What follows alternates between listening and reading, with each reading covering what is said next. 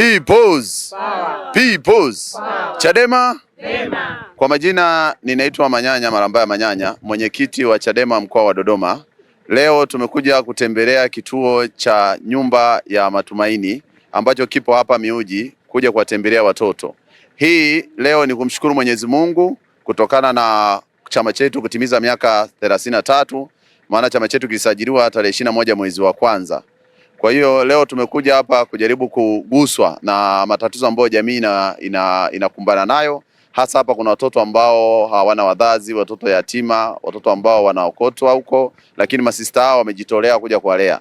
Sisi pamoja na baraza la wakina mama mkoa wa Dodoma BAWACHA tumekuja hapa kwa kutoa msaada kidogo, kushukuru Mwenyezi Mungu kwa namna ambavyo chama chetu kimepitishwa. Tumeamua kufanya tukio hili leo, siku ambayo chama chetu kilisajiliwa na kutambulika rasmi nchini Tanzania kwa mujibu wa Katiba ya Jamhuri ya Muungano wa Tanzania.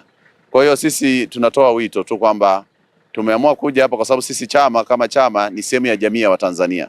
Kwa hiyo tukapendezwa tuje tuwaone watoto hawa, na sisi tumeguswa kama Chadema mkoa wa Dodoma kuja kuwatembelea watoto hawa.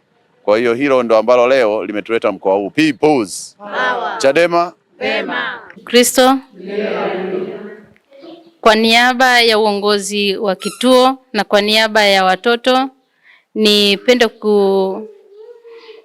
kutumia nafasi hii kwanza kumshukuru Mwenyezi Mungu kwa uwepo wenu katika kituo hiki.